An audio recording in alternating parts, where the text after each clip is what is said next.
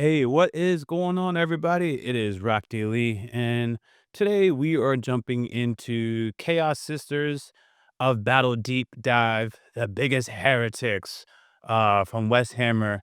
Just letting you know, I got that suggestion from my man Turtle Man.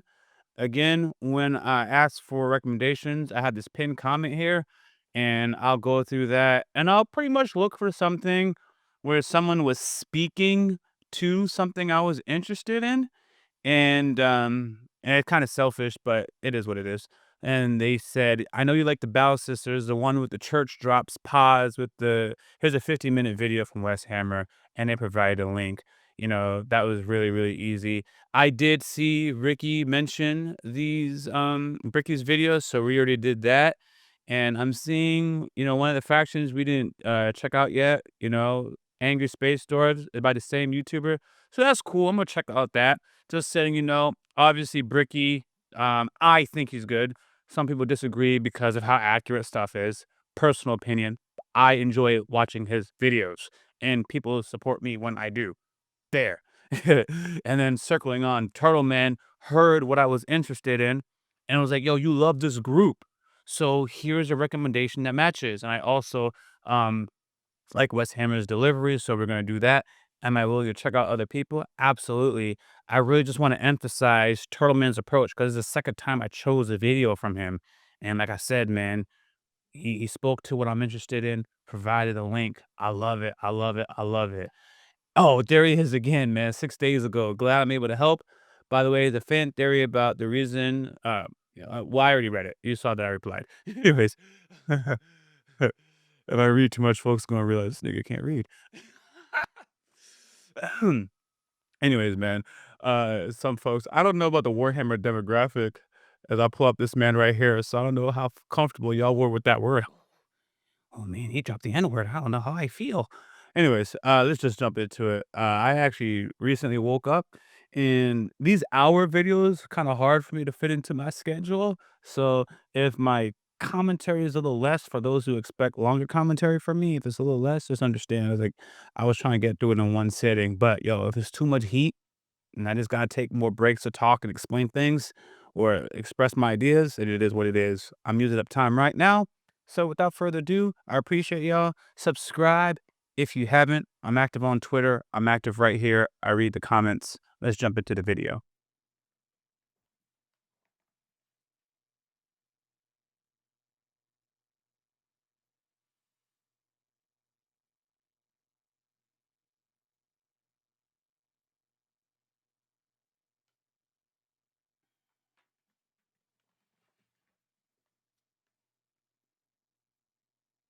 Currently exist in 40K that the community tends to ask for all the time, the Chaos Sisters of Battle have got to be at the top of the list. I mean, yeah, nuns with guns are cool and all, but Yeah, what about nuns with guns with spikes? However, there's just one teeny tiny little problem, and that's that everybody knows for I think I there's was. just one teeny tiny I'm little. sorry. I know the Out of video all the already just factions started. that don't currently exist in 40K that the community tends to ask for all the time, the Chaos Sisters of Battle have got to be at the top of the list. Chaos I mean, Sisters of yeah, Battle. nuns with guns are cool and all, but what about nuns with guns with spikes? However, there's just one teeny tiny little problem, and that's that everybody knows for as long as the sororitas has been around, not a single one of them has ever fallen to corruption.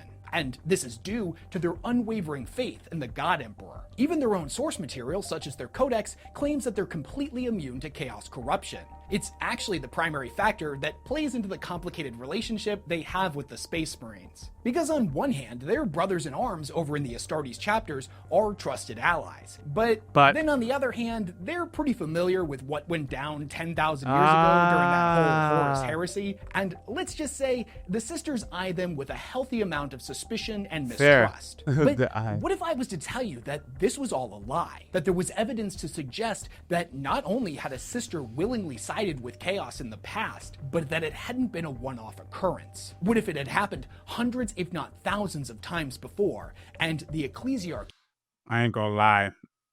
I'm a little slow on the uptake, but I was like, Chaos Sisters. It didn't hit me that we're talking about sisters who have fallen into chaos until the video started. I was like, wait a second, I'm here for the sisters that never betray the emperor. Oh, but it's impossible because they already explained that like they're not susceptible to the chaos energy or whatever. And then Wes is about to literally explain, and I was like, "Oh snap! The title actually means exactly what it means." Was trying to cover it up. What if I was to tell you that the idea of Chaos Sisters is not the grand heretical conspiracy the ecclesiarchy would have us believe, and their existence is very much a real thing? But if that's true, then who were these women that spat upon their oaths to the God Emperor and embraced the gods of chaos? What did they Not gain our in God return for their Emperor. betrayal? What legacy did they leave behind? And most importantly, why did they do it? Is it possible we could see a full-fledged Chaos Sisters of Battle army come to the 40K tabletop game? And more importantly, could they become a major player in future events in the lore? Well, in this video, we're gonna get into all that and a whole lot more, as there's a lot to cover with Chaos Sisters. I'm just going to be completely honest with you. I forgot to film a transition here and I'm on vacation. So here's an ad. It's time to say goodbye to your bad habits with the sponsor of today's video, Fume, the award-winning device that is all natural. Now, I'm not gonna lie, when they first reached out to me, I was pretty skeptical. But after trying their sparkling grapefruit for the first time, I was totally on board. Fume? A fume isn't a vape. It doesn't use any kind of electronics, it doesn't produce vapor or smoke or anything like that. And instead of harmful or addictive chemicals, it uses these plant-based cores that are infused with natural flavors to create naturally flavored air. And Why? they have a ton of delicious flavors to choose from, like crisp mint, orange Why? vanilla, or white cranberry, just to name a few. Like, The device respectfully. itself looks awesome. It feels weighted and has a high-quality design. And my favorite part about it is it's designed to be fidgeted with. It utilizes a series There's of magnet the snaps and why. clicks that help calm That's cool. anxiety and aid in relaxation. Now, I There get it is. stopping Keeps your bad hands habits is something busy. that we all put Alright, off I'm because sold. it's hard to do. But switching to Fume is easy, enjoyable, and most importantly, fun. They've already served over 150,000 customers with thousands of success stories, and there's no reason you can't be one of them. That's for a limited crazy. time, if you head to Yo, tryfume.com there's an and use my invention code for WestHammer, everything. you can get 10% off their journey pack I was today. hating at first, And but I was the like, journey wait a pack comes second. with The 3 fidgety unique part, flavors they started and everything cooking. you need to finally be And I free can realize of if you're a bad smoker, habits. That's someone with oral habit, tryfum.com. this won't keep and you use code occupied. WestHammer or scan the QR code on screen to I wonder save if you could put like 10% off tobacco your leaves order in there today. Big thanks to to Fume for wean sponsoring yourself this off video. without the smoke. To the men and women living within the Imperium, the Sisters of Battle exist both as a shining beacon of the God Emperor's radiance and a physical manifestation of the protection he grants those that would follow in his light. Now, although the truth of the Imperium, the larger universe, and human history is often aggressively censored before being distributed to the ignorant masses, Of if course. there's one thing these people know to be true, it's that the Sisters are incorruptible. In the 6,000 years that have passed since their order's founding during the Age of Apostasy, not a single one of them has ever broken their vows or betrayed mankind. This is what they are taught. This is what the sisters themselves believe, and it's what the imperial records dating back thousands of years all indicate to be true. However, when we begin to dive into the deeper lore and peel back the layers of secrecy that surround this ancient and holy order, we end up discovering the telltale signs of a massive conspiracy. One that suggests their incorruptibility is nothing more than another one of the Imperium's many lies. That Chaos Sisters of Battle are indeed real, and there may just be a whole lot more of them than many people originally thought. But how is this possible? How does a group that through faith is perhaps closer to the Emperor than any other organization in existence capable of harboring heretics? If it's true that this quote-unquote incorruptible You know, I ain't gonna lie to you guys. I went silent, like dead silent for a while Wes was talking. ADHD. And it was because I saw the animation of the sword and all the swords, and it's like, how how in a fictional lore, because this is kind of happening, right? Explain to me in words how you balance a world where there is sword fighters against people with guns, and the sword fighter is as equal or stronger than this homie with guns. Now I imagine, if it's a regular people with guns that don't have superhuman reflexes, they just have a gun, but you have superhuman reflex. I've seen the homie Dante from Devil's Inferno. I get it. But if we're both superpowered and I choose to use a gun, Why is your sword any better? Is it because like my gun can't pierce through you? Those things make sense. For example, if you have a sword and I have a gun, but you have durable skin, you're just gonna slice right through me. But put and my if you have durable skins, then my bullet won't be able to hit you. Oh, they'll be able to hit you, won't be able to pierce through you. So I'm just really looking for that definition of how do you clearly make your sword people better than people with guns, hypothetically? How do you create this world where, yeah, guns exist, but, like, we're better with swords? By the way, I know in this world, there's people who are better with guns. I'm just saying, because they have different settings, different planets and structures, how do you emphasize swords as being swords, spears, axes, any of those medieval weapons? How do you make those the dominant weapon? How do you get them to be superior, or you choose those over guns? I spent a lot of time on this question. So to get to the final point where I was like, yo, if you have angels or gods and or, gods that even aren't thinking, what's that word? Sometimes there are gods that operate, but don't think. They're just like a force. There you go. And they back medieval weapons because angels or whatever beings, these weapons represent whatever is in the heavens. That's why they're the most powerful weapons to use, where guns are not in the god realm. So they're just not really powerful to use in terms of mysticism and stuff.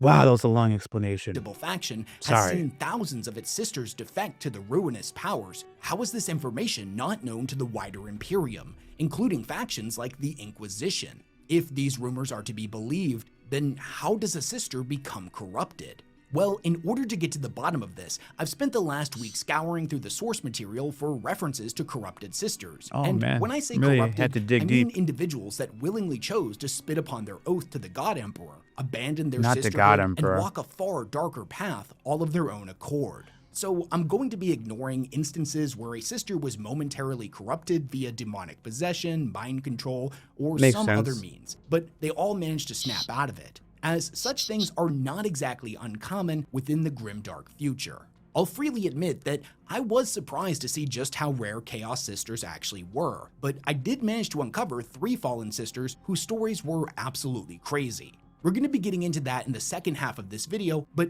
first I think it's important for us to understand how a sister could become corrupted in the first place by examining what corruption is and how it works, as well as how somebody could actually be immune to it, as many claim the Sisters That's of such a Battle cool actually design. are. Like, It's why important have to that? understand that chaos is not simply a force of destruction, but also a manipulative, metaphysical, psychic sentience that preys upon human weakness of Makes mind, sense. body, and spirit. Fear, anger, ambition, despair, and all other strong emotions directly court the ruinous powers, who can then Ambition. use these feelings against us, tempting us to stray from the path of the righteous. And path of chaos the does not righteous. come empty-handed. Oh no, it comes bearing gifts beyond anything one could possibly imagine. Literally anything the individual could want. Power, influence, wealth, eternal life, or maybe something far more personal. It can take away Like our what? pain and suffering, offer us a chance at perceived redemption or revenge against a hated enemy. Sometimes chaos offers us something more intangible, a lie, an idea, a rumor, or, as is often the case, an inconvenient truth. A glimpse into the nature of reality, or a peek behind the curtains at the insidious core of the orders and institutions we once held sacred. Sometimes, chaos simply needs to hold up the mirror to humanity and ask them to question their convictions. It whispers to its prey just enough lies or forbidden truths to allow in the sin of doubt. Although there are many prominent figures of legend whose legacy now serves only to exist as a cautionary tale of what chaos is truly capable of, in the vast majority of cases, corruption on the individual level is rarely marked by some grand heresy. More often, it is far more subtle, a single moment of weakness, a leading second of doubt, the briefest of hesitations, or the questioning of an order. The tiniest of cracks in our spiritual armor is often all chaos needs to take root and lead the afflicted down the path of damnation. That being true. said, there are You think about, a nuclear suit, gas mask, any of that kind of stuff, only takes a crack and the gas is seeping through. It just makes many ways to sense. protect You gotta be themselves from airtight. becoming corrupted by chaos. Having a strong sense of discipline, a steely reserve, and unwavering faith in the Emperor being the most prominent methods. But sometimes this can actually end up working against us. Strict adherence to tradition and belief in our order's most ancient of creeds can render us blind to chaotic influence gestating just beneath the surface. There have been many documented accounts wherein the truly faithful end up unknowingly pushing the agenda of chaos by believing their actions to be righteous and in service to the God Emperor. The Okay. unwavering zealot lost in holy butchery rarely will take a moment to stop and think if that voice that whispers to her in the back of her mind to spill ever more blood and keep taking the skulls Oh, of corn. heretics might not Corn. actually be the Emperor speaking to her, but in fact may be something far more ancient and predatory. If you've ever played Warhammer 40K, That's real life, folks. That's real life. People think they serving the Most High. Oh man, and you could look at various fates, man. You gotta think about, are you really following the God of your book, of your story? Darktide and you've had a zealot in your party, then you know exactly what I'm talking about. Blood for the Emperor. The Imperium likes to say, blessed is so the mind fire. too small for doubt. In cases such as these, the Blood for the ability to Emperor. doubt may very well have ended up saving Hold on, I gotta them. listen to that Say, again. blessed is played Warhammer 40K Darktide and you've had a zealot in your party, then Warhammer 40K Darktide. Hold on. Give me a second. I have my notes pulled up, and see if you guys see me typing away. There are my notes. Oh, I got signed out.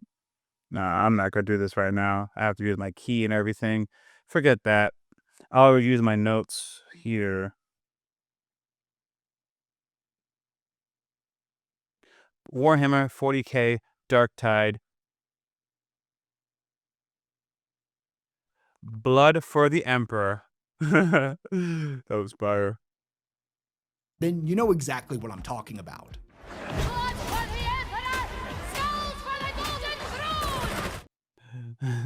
Souls for the Golden Throne. You know what I like about that saying so much? Because based on what he's talking about, is the souls really for corn? Blood for the Emperor, souls for the Golden Throne? Who collects souls? Who benefits off this? If I'm just overthinking it, let me know, but that sounds fire. The And Imperium likes to contradictory. say, blessed is the mind too Potentially. small for doubt. In cases such as these, the ability to doubt may very well have ended up saving them. And think about that. Doubt on one hand is what lets chaos in and can also be what protects us against it. What I'm trying to say double-edged is sword. when we think about how chaos corruption works, chaos is chaotic. For every rule it seems to follow, it simultaneously breaks a dozen Yeah. more. Its unknowable nature making it that much more dangerous and contagious. With all that said, it seems impossible that somebody could be completely immune to corruption, Right? especially considering the Oh. fact that in many of the stories, we've seen Oh. chaos, Horus heresy, Oh. and let's just say That's crazy. None of this was being recorded. Hold on. Okay.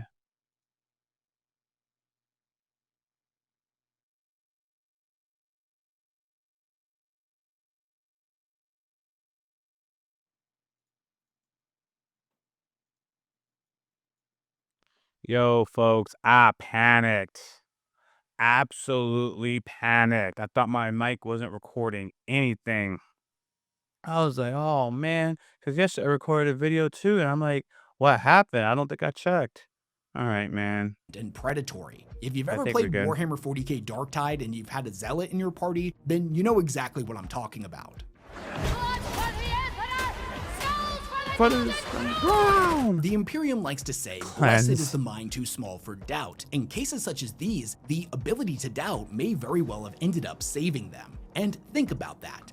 Doubt on one hand is what lets chaos in and can also be what protects us against it. What I'm trying to say is when we think about how chaos corruption works, chaos is chaotic. For every rule it seems to follow, it simultaneously breaks a dozen more. Its unknowable nature making it that much more dangerous and contagious. With all that said, it seems impossible that somebody could be completely immune to corruption, especially considering the fact that in many of the stories, we've seen chaos corrupt things that don't even have feelings, such as inanimate objects, machines, or even AIs. However, there are a plethora Chaos of has factions corrupted that AI. for one reason or another That's are cool. said to be nearly immune to the influence of chaos, such as the Space Marine chapters of The Exorcist or the Black Templars, who are documented as having a higher spiritual resistance than others. Black Templars. This has led many to believe that they are in fact immune. But then even with them, we have individuals like Castellan Draco, a Black Templar who was declared excommunicate traitoris for quote-unquote deeds too terrible to recount. If a single Jeez. individual falls within a faction, then they cannot truly claim to be completely immune. True True. immunity is insanely rare, but within the lore, there are a few examples of this happening. Within the Imperium, the four predominantly believed to be immune are the Adeptus Custodes, the Grey Knights, the Sisters of Silence, and the Sisters of Battle. And with each of these examples, the reason for their immunity is completely different. I love the Grey sword Knights were and gun. created with gene Crazy. seed derived directly from the God Emperor himself, an entity that is anathema to chaos. The Custodes were crafted by Anathema. his own hands and were engineered from the ground up to be incapable of disloyalty. The Sisters of Silence are psychic blanks, meaning chaos quite literally can't interact with them. And finally, the Sisters of Battle are said to be shielded Psychic from blank. corruption by the aegis of their faith in the Emperor. And as a secondary cautionary measure, no psychers have ever been allowed within their ranks. The outlier amongst these four groups is without question the Sisters of Battle, as they aren't gifted with a genetic heritage, whether naturally occurring like with the Sisters of Silence or artificial like with the Grey Knights or Custodes, that grant them another immunity. cool outfit. Outside of their power armor, it's important to remember that they're just mortal women. Ones that have become resistant to chaos by being brought up within the most ruthless military academy in the galaxy, the Schola Mortal Progenium, women. and by indoctrination into the Imperial Creed, their faith being further tempered through decades of service within the Adeptus Sororitas. And it's also worth pointing out that even with the Grey Knights, they cannot technically declare immunity, as there was that famous story of one that traveled all the way through the realm of Slaanesh without becoming corrupted, only finally falling when he marched all the way to the throne of a literal chaos god and stared them down. Admittedly, these are pretty That's extreme actually pretty circumstances gangster. that most Grey Knights are never going to have to deal with. And I'm not even 100% sure if this is considered canon or not, but I had to mention it, otherwise somebody was going to bring it up in the comment section. Of course. Anyways, outside of having a space magic-y You just gotta genetic say it. heritage that renders somebody immune, there are a lot of traits an individual can possess, as well as certain actions they can take or items they can use.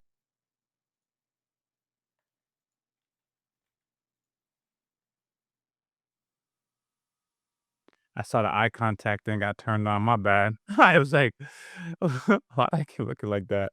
All right, now it's all Utilize to ward off natural. corruption, and the sisters check off every single one of these boxes. Each and every one of them has a mind of steel and an implacable will. They Jeez, are that firm face. adherents to the Imperial Creed and have an unshakable faith in the Emperor. None of them have psychic abilities. They are trained in the nature of the heretic in order to identify heretical lore and The acts. way of And the finally, heretic. because they don't have artificially extended lifespans like the Space Marines do, yet also live a life of constant, never-ending war, most of them will perish in the line of duty Aw. long before corruption really has an opportunity to dig Aw. its roots in deep.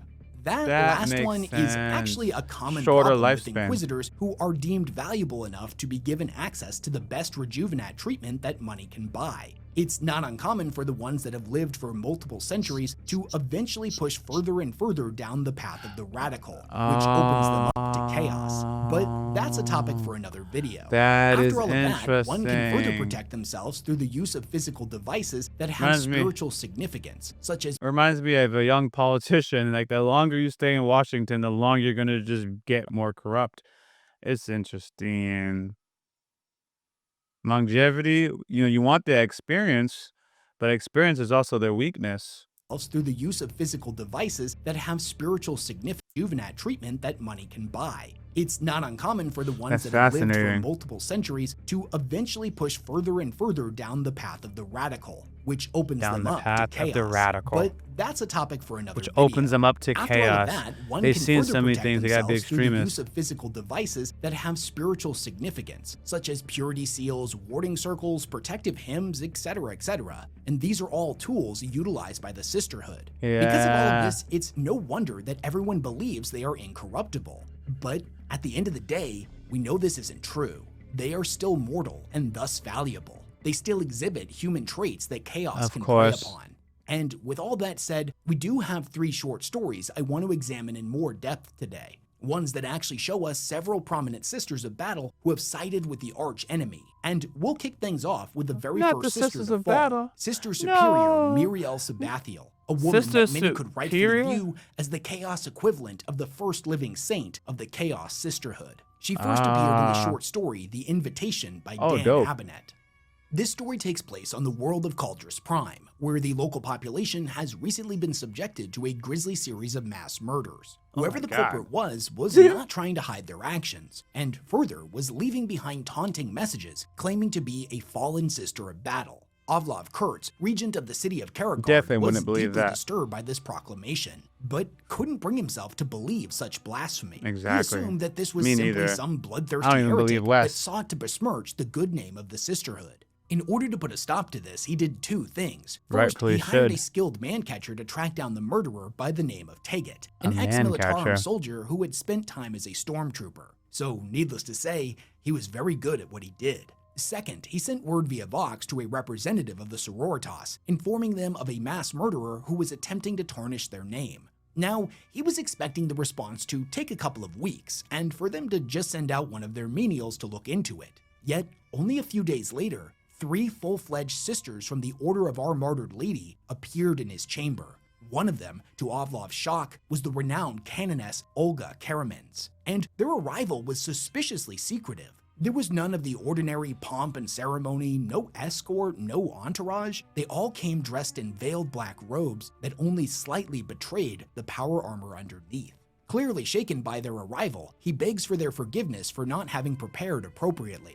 But he questions the need for them to come in person like this in the first place. The canoness tells him they were simply in the area, and figured this was something they could quickly clear up rather than wasting time letting the message go through all of the proper channels. He's still uneasy, but he tells them that he does understand the urgency. He had sent the message through those discreet channels in the first place to protect the sister's reputation. The idea of a sister of battle becoming corrupted and then going on a murder spree was ridiculous. Even suggesting such a thing was a blasphemy of the highest order.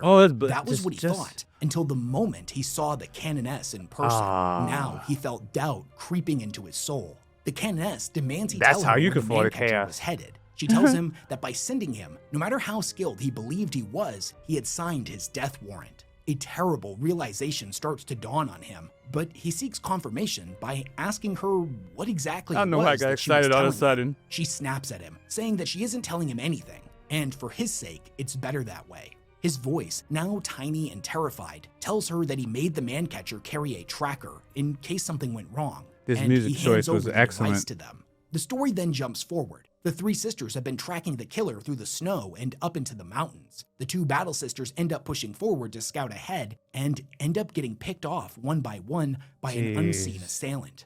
The canoness calls to both of them over the Vox by name, but when all she hears is static, she pauses, and a few moments later, she speaks a third name. Muriel, can you hear me, she says. The fallen sister Muriel responds, asking the canoness if she was so easy to find. When the canoness tells her that she was, Muriel says good. That had been her intention.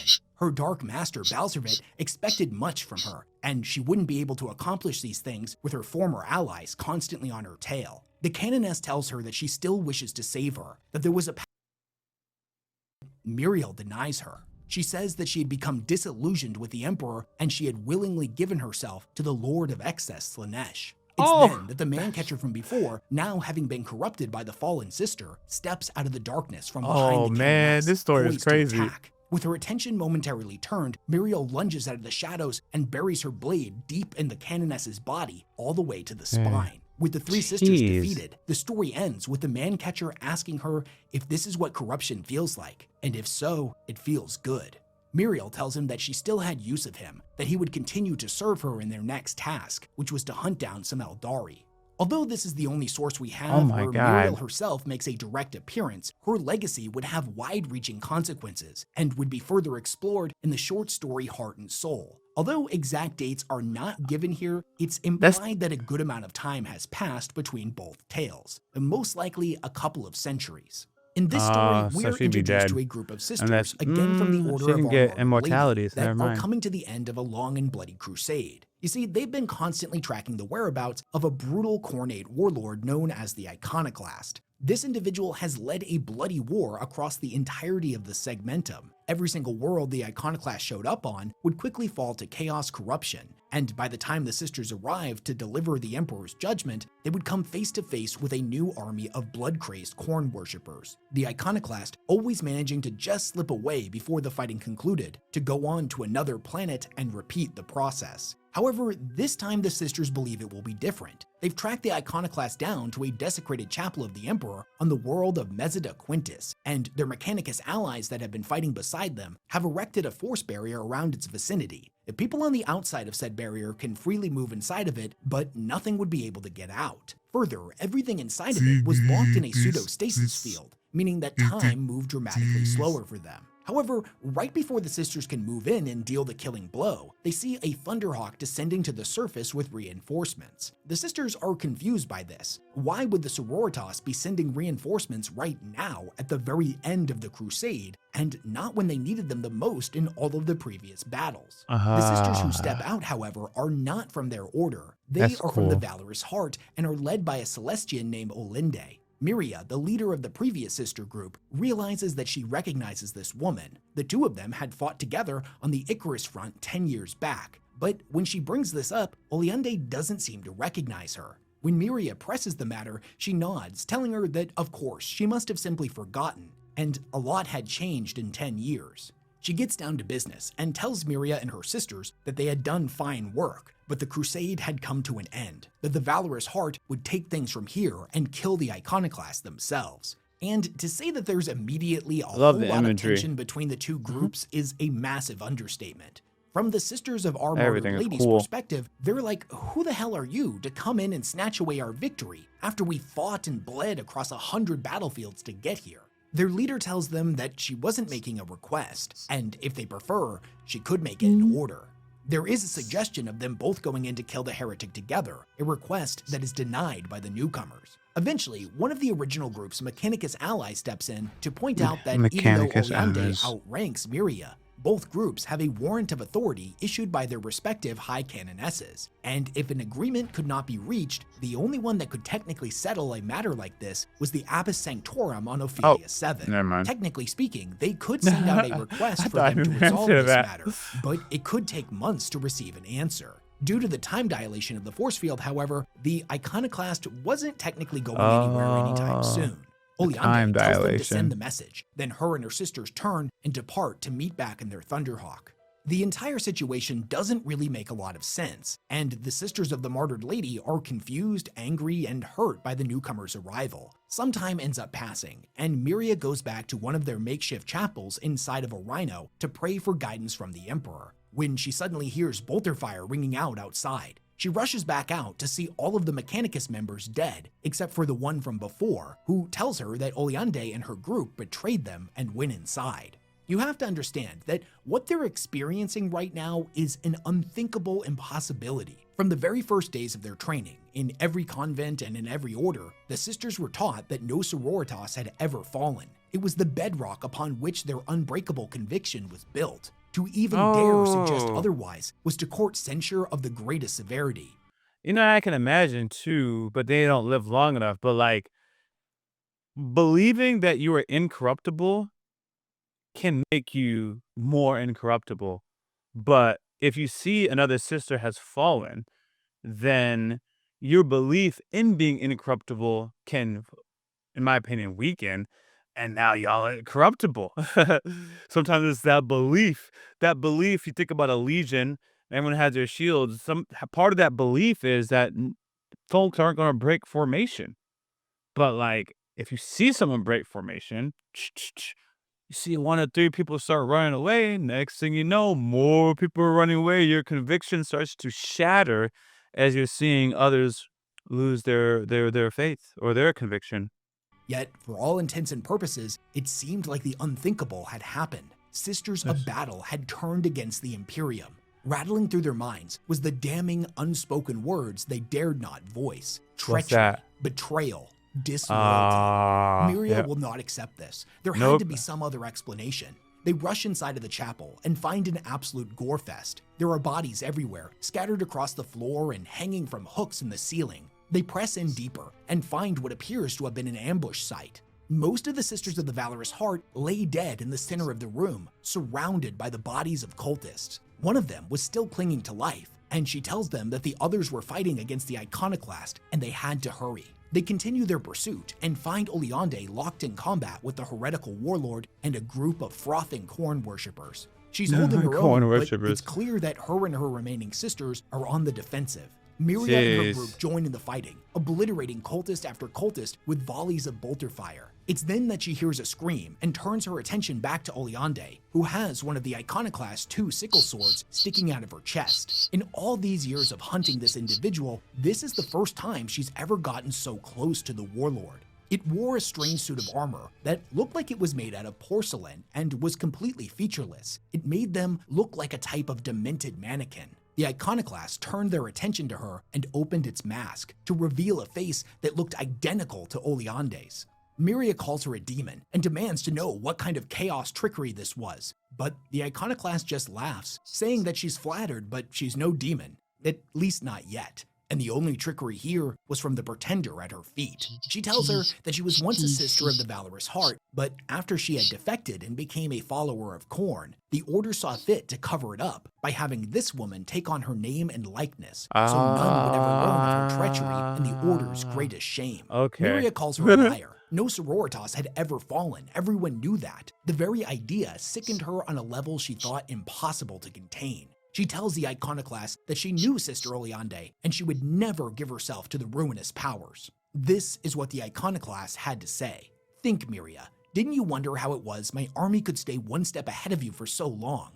Didn't you ask yourself how I could know the tactics of the sororitas so well? She let out a sigh. Remember the woman you fought with at the Icarus front? You saw me, even if you never wished to admit it. You saw how Dang. much I loved the cut and the kill. She made a Dang. deep purring growl. And after a while, the faith and fire our rancid corpse emperor gave me wasn't Corpse enough. Emperor. I wanted more. I wanted blood Oh, and what was that skulls. line? She What was leered that at line? the Icarus front. You saw me, even if you Oh, never wished hold to on. admit it. That You was a saw bar. how much I loved the cut and the kill. She made a deep purring growl. And after a while, the faith and fire our rancid corpse emperor gave me The faith and fire our rancid corpse emperor gave me. Wow, what a sentence. That means because I didn't realize how much of the emperor like they knew. So am I correct in understanding that this line is describing his decrepit state sitting on the throne, where others might believe in some grand, powerful man sitting on the throne? This is his rancid corpse. I mean, yeah, he's dead. I mean, I feel like that's his literal description that this lady is saying. And she said that faith and fire that he gave me, it's nothing, man. wasn't enough. It I wasn't wanted more. enough.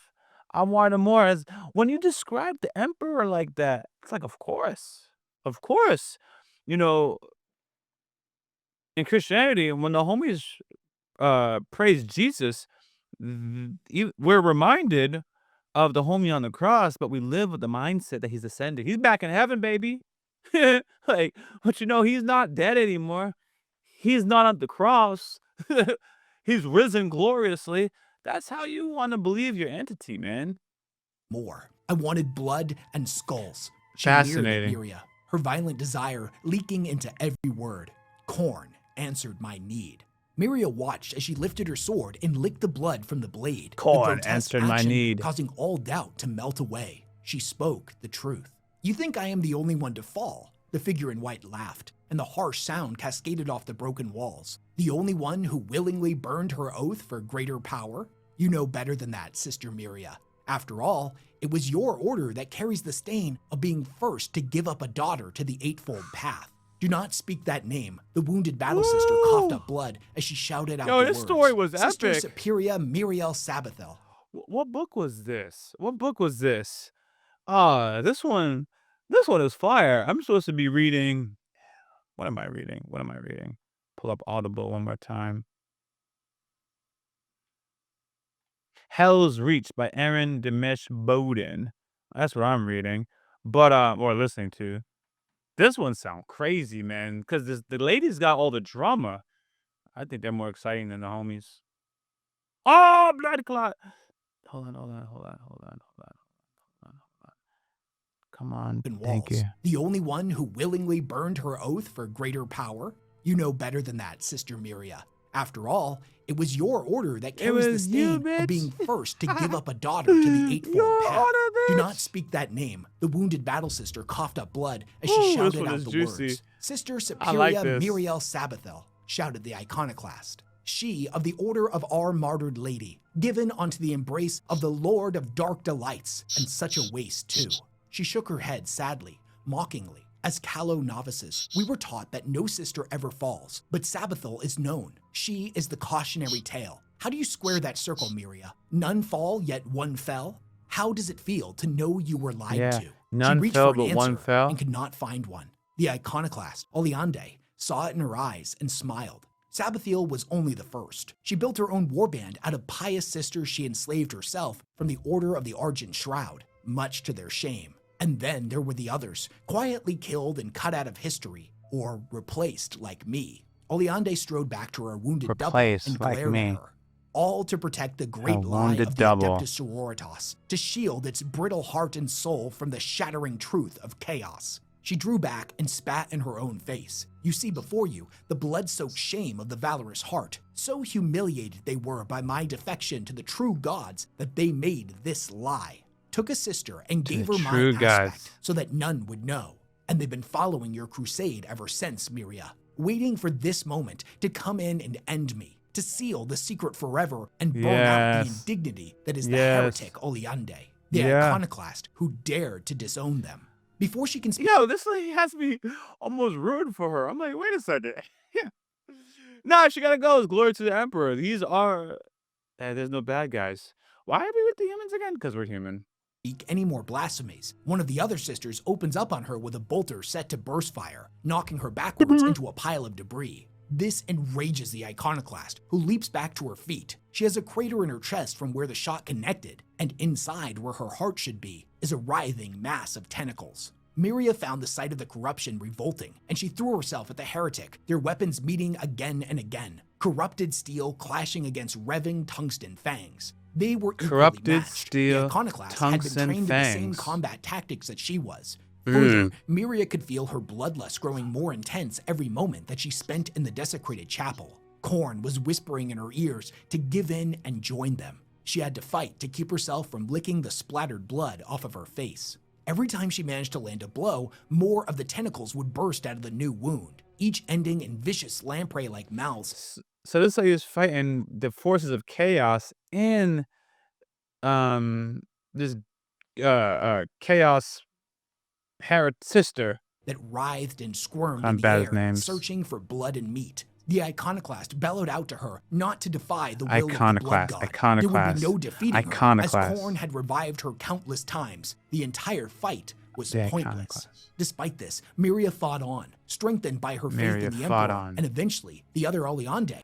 Miria is fighting against the forces of chaos and the iconoclast at once. That is epic. Managed to pry the sword she had been stabbed with out of her chest, causing a huge gush of blood to come spilling out, the scent of which caught the iconoclast's attention, who turned her head and licked her lips.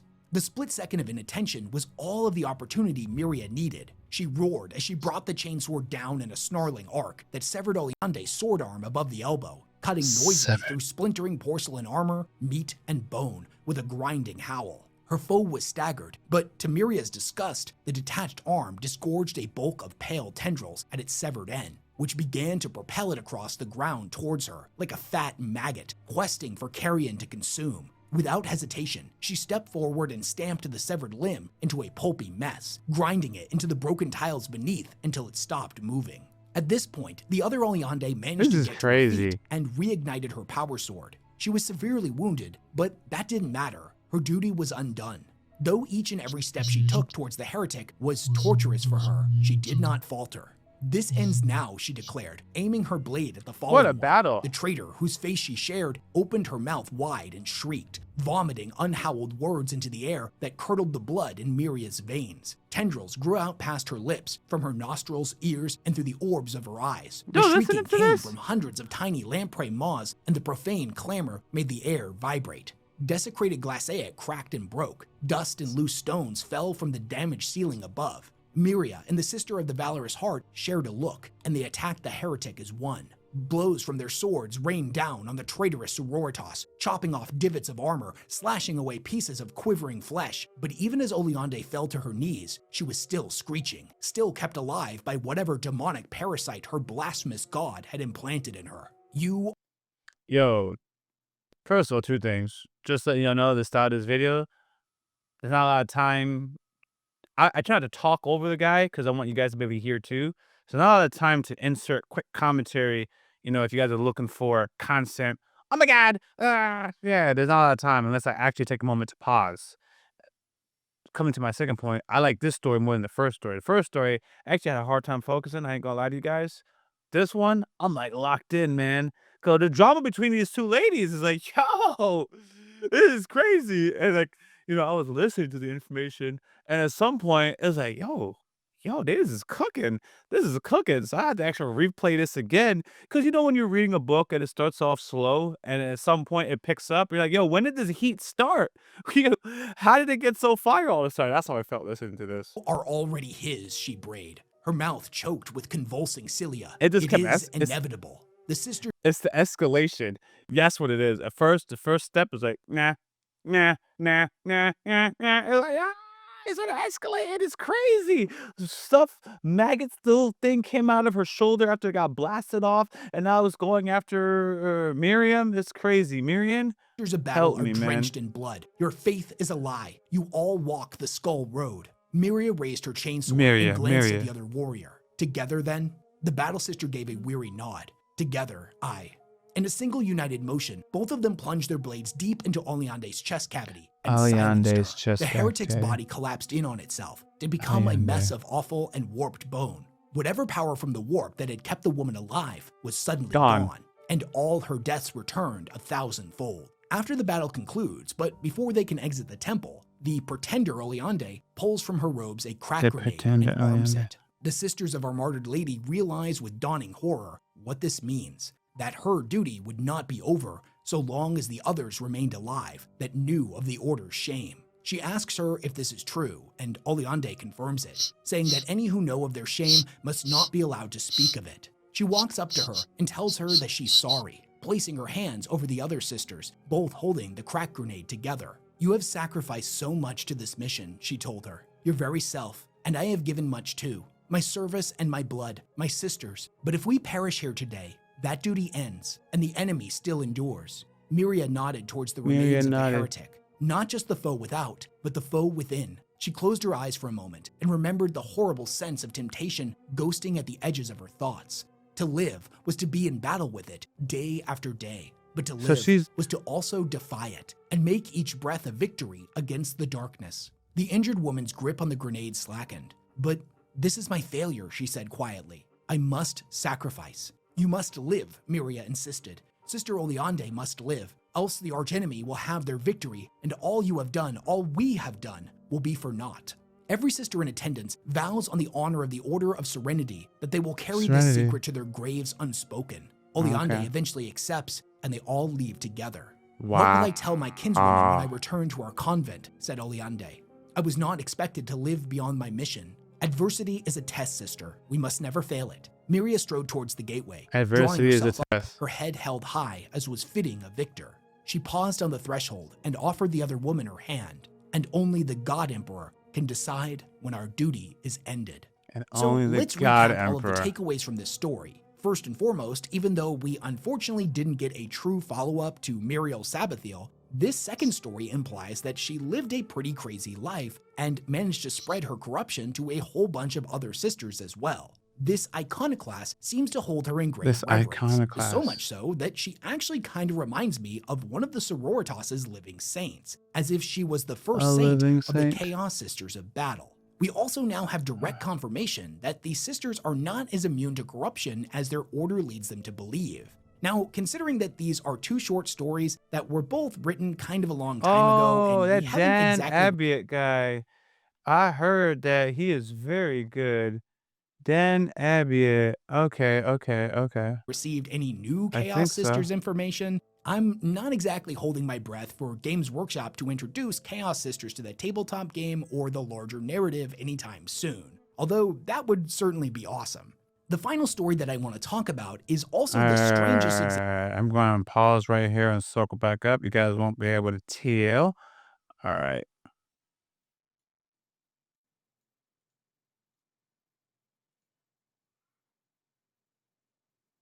So much so that she actually kind of reminds me of one of the sororities, Muriel Sabathiel. This second story implies that she lived a pretty crazy life and managed to spread her corruption to a whole bunch of other.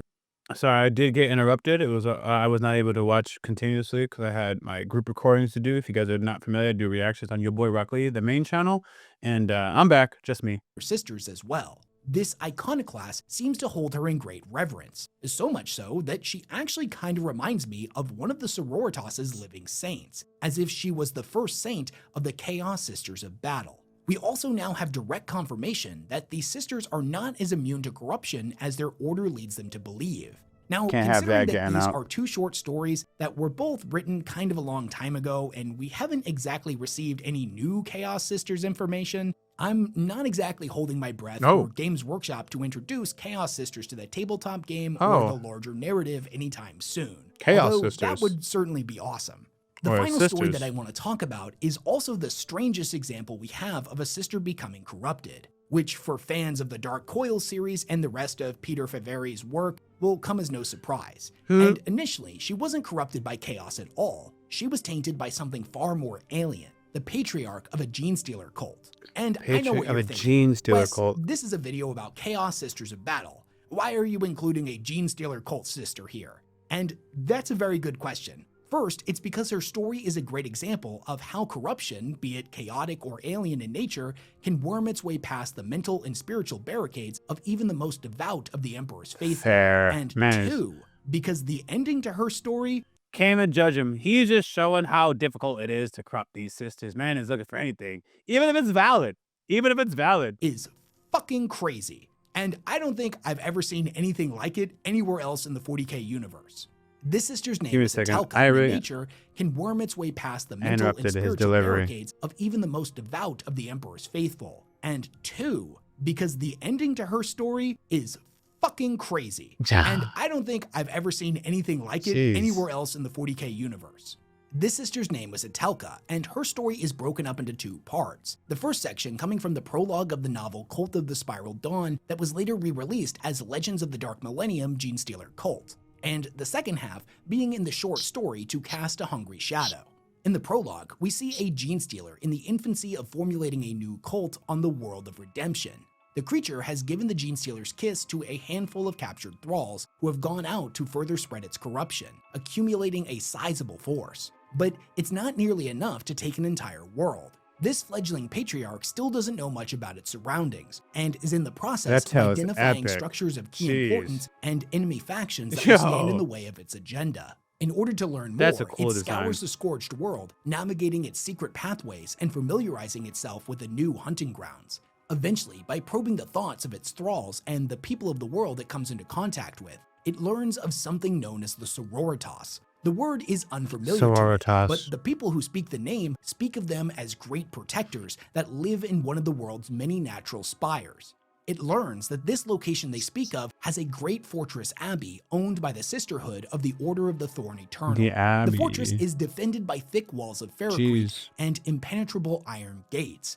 Without somebody on the inside to open those gates for the Gene Stealer's thralls, a direct assault would be doomed to fail. But it realizes that there had to be something. No fortification was truly without a weakness. In order to probe for such a fault, it casts its consciousness out, gently gracing the mind of all of the sisters within, lingering just long enough to gather intel That's without pretty raising cool. suspicion. The sisters' minds Cast were its unlike anything the consciousness. creature had ever encountered. From its perspective, their spirits were lined with what it referred to as seams of madness that ran through their spiritual armor. But in the vast majority Seams of of cases, madness. this madness only strengthened the alloy of their resolve. That was all until its consciousness encountered a young woman named Sister Atelka, a relatively newer recruit that had not achieved any formidable level of rank amongst her peers. It was within her mind that the creature found what it was searching for, the same fault lines from before, but ones that did not strengthen the soul, but instead had unknowingly become corrosive to it. Within her consciousness, it found the telltale signs of dark doubts and even darker regrets. To this young girl, the rituals of fasting and flagellation, the ceaseless, senseless sermons and ceremonies were all one thing. Flagellation. Give me a second, bro. My man Wes always dropping some words. Yeah, I'm one of those people that have a whole bunch of things up. Flagellations. The hell does that mean? Flogging, beating. Oh, man, they're flagrant. Either a religious discipline or oh. Oh, okay. Where was I? The problem with these tabs is trying to find where you last left off. But it was the way the Sisterhood treated suspected heretics, the terrible burnings, and the horrific torment their order inflicted upon those they claimed to protect. It was these things that allowed the seed of doubt to take root. Her entire life, she was raised to revere the Sisterhood as divine bearers of His holy will. Perhaps she was unprepared for the truth, and maybe she had been naive in suspecting their methods to be any less brutal. But seeing firsthand the motto of innocence proves nothing carried out with such reckless abandon caused her to question everything she believed to be true.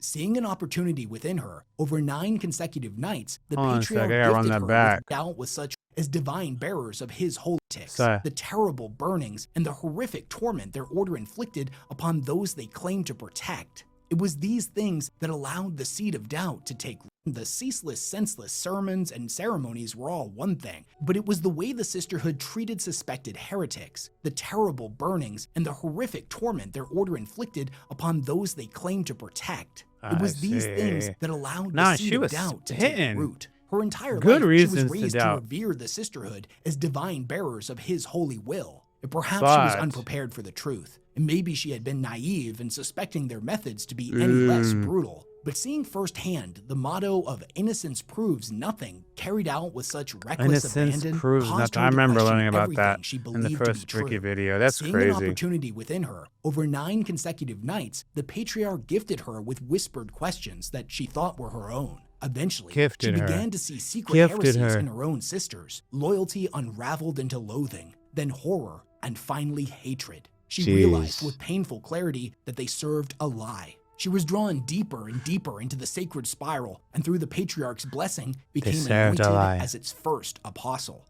On the 10th day, the patriarch rallied its followers to assault the abbey, its impenetrable gates having been opened for them in secret by the fallen sister. Basically a Trojan horse. One of the sisters stationed here ended up getting slaughtered. And since the warning of what happened never got sent out, the Gene Stealer cult on this world would stay undetected for quite some time, the core tenets of its faith eventually spreading out across the stars and becoming the cult of the Spiral Dawn, an imperial-sanctioned sect of the Imperial Creed.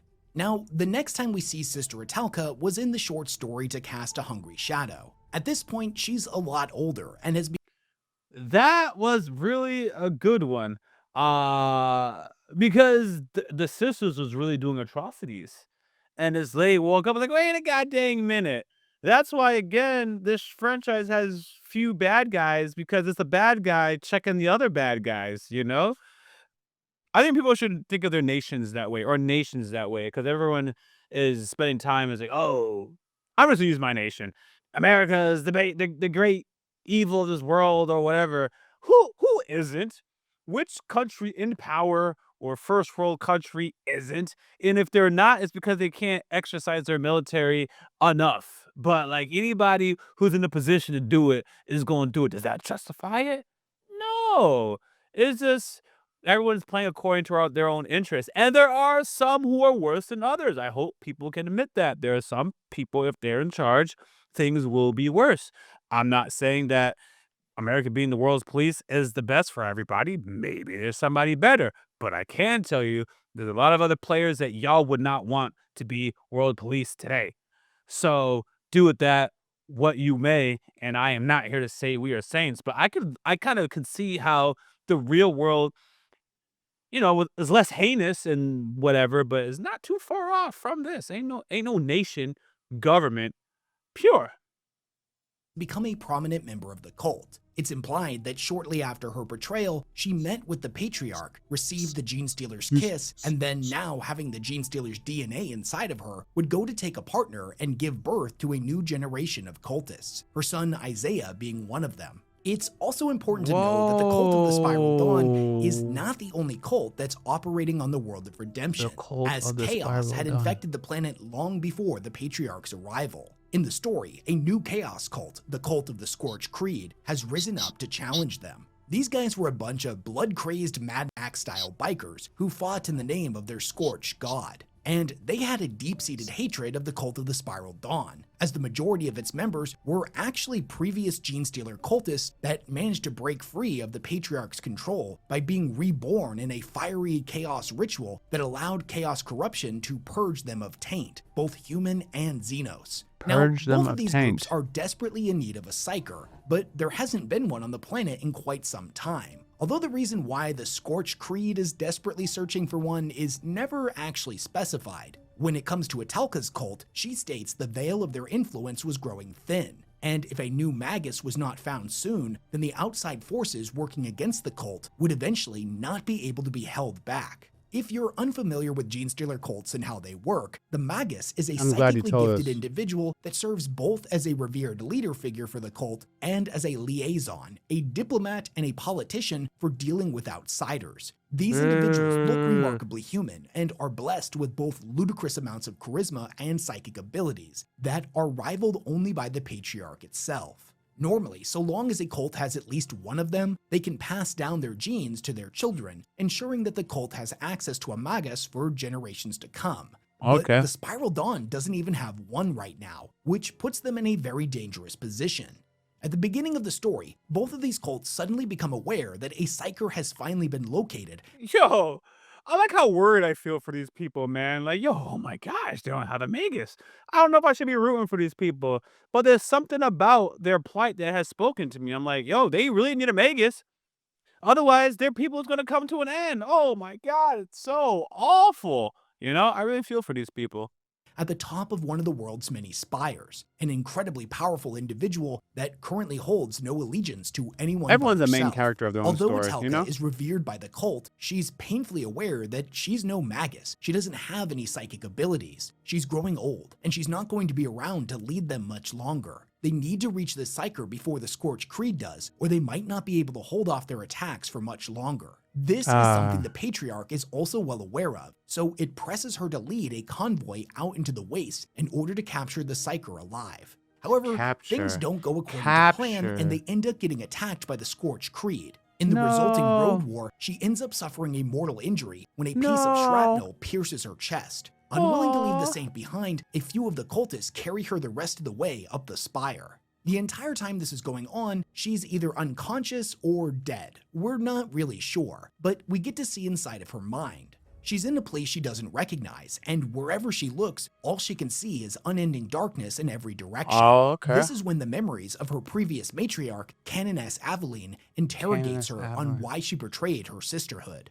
Now, in the early years after she opened the Abbey's gates to the Horde, guilt had been a constant companion. But through the Patriarch's influence, that slowly lessened over time, as she believed she had not betrayed the sisterhood. In fact, she had liberated them. She had given them peace. She had always told herself this, but now, under the judgmental gaze of her former canoness, she once again feels the telltale sensation of doubt deep in her soul. The spirit of the canoness is not impressed by her answer, and thus the barrage of questions and accusations continue. She demands to know why she allowed the corruption into her body and soul, why she turned from the Emperor's light. Every venom-laced accusation causing her sanity to fracture more and more. In desperation, Atelka tries to call out to the Patriarch for salvation, but its influence can't reach her here. Again, the canoness demands to know why she betrayed them. She frantically flails about in the darkness, desperately trying to get away from this place, but the canoness's questioning never stops. She tells Atelka that each and every one of them is a crucible for their own becoming, and there was no way of escaping herself. She asks one final time, why did she betray them? Finally, her spirit broken, Atelka confesses. She hadn't turned on them out of hope or hatred. It had been something far simpler. She saw what happened to her fellow sisters as they became further entrenched in the sororitas' dogmatic creeds, how eventually they became thralls to tradition, unable to act of their own free will. Fair. Doubt had poisoned her, and in the moment when she betrayed them, Dang. she did it simply because she still could. Before her spirit slipped What an away into answer. oblivion, the planet Shadow rushed in to fill the void in her body, bearing not salvation, but damnation. Now, at this Fill the exact void moment in in her time, body. the Gene Stealer cult has made its way all the way to the top of the spire, but so too has the cult of the Scorched Creed. Even as they had felt the life force leaving her body, they were unable to abandon their beloved matriarch and had brought Atelka with them to see this pilgrimage through to the end. Both sides are currently locked in combat, a final bloody battle to claim the Psyker as their prize. However, that battle is suddenly interrupted when they all hear a blood-curdling scream coming back? from Atelka's body. They turn back and see that she has undergone a horrific transformation. Corn? Chaos had warped her physical form into a demon that lunged at the cultist in a whirlwind of barbed claws. She was a winged What? crimson-scaled monstrosity that What? rippled and flickered as if she was being burned with a ferocious internal Oh, fire. sorry, this She is was not lightning good. fast, moving in jagged bursts that defied the eye, as if she was slipping and skipping between moments as she carved a bloody path through her former allies. In the end, everyone on both sides had been killed, with the exception of her son, Isaiah, who now must stand against the abomination his mother has become. And it's Oh, made man. immediately apparent that he's no match for the demon. In the final moment before she can strike him down, however, the Psyker they have all been seeking emerges from her cave. Using her immense psychic ability, she hit the creature with a gale of energy so powerful that it flung it from the spire all the way to Redemption's molten seas. The story Molten ends with seas. Isaiah reaching out to the Psyker, thanking her for what she has done, and it is implied that she agreed to go with him, becoming the mother of a new line Oh, it of worked. Maguses for the cult. It worked. But what ended up happening to Atelka? We don't actually see her die here. She just gets blown off the side of a mountain Oh, I thought and it sent was hurtling out molten into the lava waste. based on the But description. that creature had wings, and even if it didn't survive its fall, if she really had been turned into a full-blown demon, it would be no trouble for the Blood God to revive her and send her True. back into the physical universe. True. This was a woman who at different points in her life had been corrupted by the Tyranids, the forces of chaos, and, if you'll excuse the heresy, the God Emperor. For the life of me, I don't Heresy. think there's ever been an individual quite like that in any other 40K story. Someone who could serve as a vessel for three separate diametrically opposed deities. And Man, I'm with yes, her. I consider the Hive Mind to That be a lady been deity. around. What ended up happening to her is still The Hive currently Mind. unknown, but I'm of the opinion that she's still out there, and hopefully she ends up showing up in another story in the future. And unfortunately, that's where our journey into the Chaos Sisters of Battle has to take a pause for now, as these three stories we went over is literally all of the source material that ever mentioned one. We haven't really got any kind of insight into like the these Chaos stories, Sisterhood particularly the in last quite two. some time, and right now I don't really know what Games Workshop's plan is for them. Anyways, I just kind of want to take a minute to go over my closing thoughts on all of this, as if I'm being honest with you, I'm pretty conflicted about the whole thing. Now, it's no secret that I'm a huge Chaos fan. In the tabletop game, I've got like 10,000 points of Death Guard, a whole Chaos Knights army, a Thousand Suns army, and a full Jeez. Demon army. And Jeez. if the rumors are to be believed about the Emperor's children getting their own codex, I'm probably going to go pretty hard in on them as well.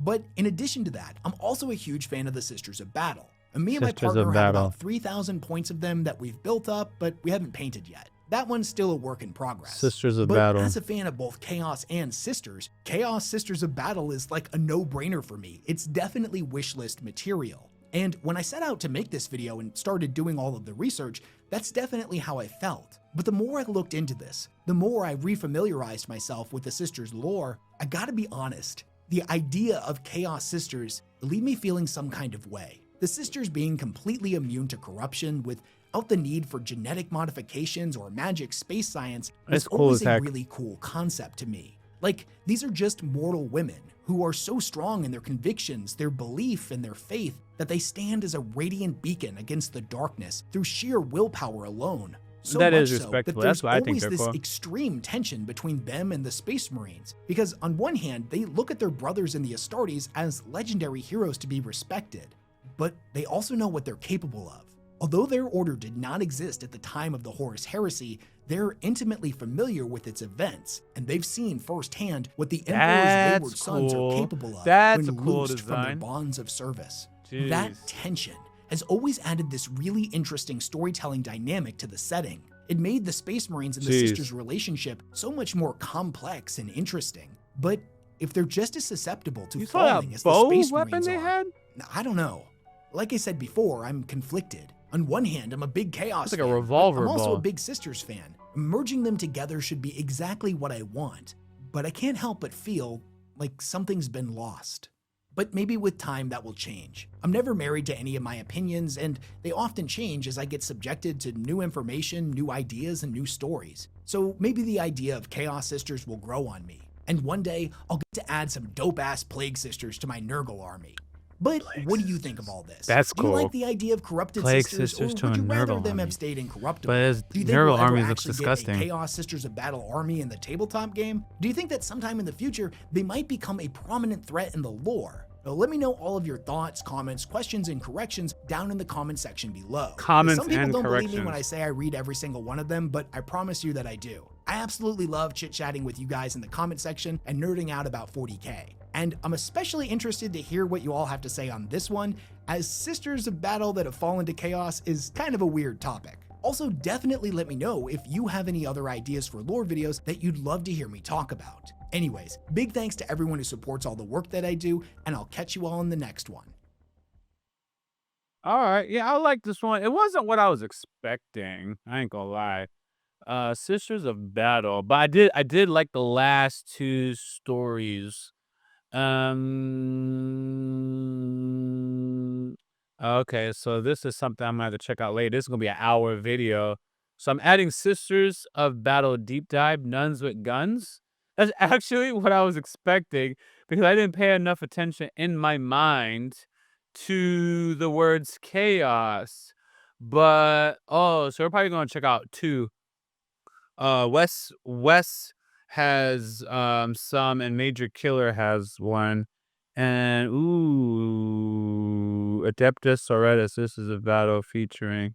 Yeah, I'm gonna add that one to my list. Okay. Every Sister Battle explained. Yeah, I think I'm good on this for now. Oh, this is a fan made thing. Am I gonna check it?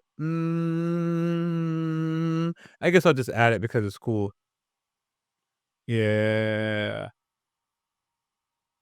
Anyways, I'm actually self-conscious about the first part of my video, because I had a hard time following the first story. Um, and there's no particular logical reason. I was just like, huh? Huh? So I'm actually going to check it out again. But the second and third story, I was definitely locked in. This was more of an explanation video that this was more like not a lot of West Hammer jokes and stuff like that. Man was just really giving information. And I don't know what it was about the second or third story that like really caught me, but they just did. I like these. I like these. I just like the stories. This last one that they had, I felt that one was super tragic Sisters because Bones. her order was doing cruel things. Like they really were. And she was questioning it and brought them all down. And at the end, she's like, yo, did I betray my people? And it's like, sister, there is no one to choose in this universe. There is nobody. So you might as well just stuck with your people. So it's like when people say, your country or whatever is X, Y, and Z, it's like, yo, who else am I gonna be with? There's no sense in being a traitor. There's no one else to go to that's any better. You know what I mean? So we're just gonna write this one out. Ooh, what's going on? This one's favorite, Misamo. So, anyways, man, I appreciate y'all, and I appreciate the recommendation, Turtle. I keep my comments, authentic. I don't sugarcoat stuff. I feel like if I'm honest about things, and you guys are gonna know how to recommend material to me, and then you at least know that I'm not capping. I'm not just saying things to make people excited. So, thanks. I'm gonna check out more videos, and that is it. Until next time, if you guys have things to recommend, use the pinned comment to suggest things. That's where I refer to. Until next time, Brock D. Lee, I'm out. And you know I couldn't stop at just one channel. Consider subscribing to the subsidiary channels for your boy Rock Lee, found in the description of this video. Thank you.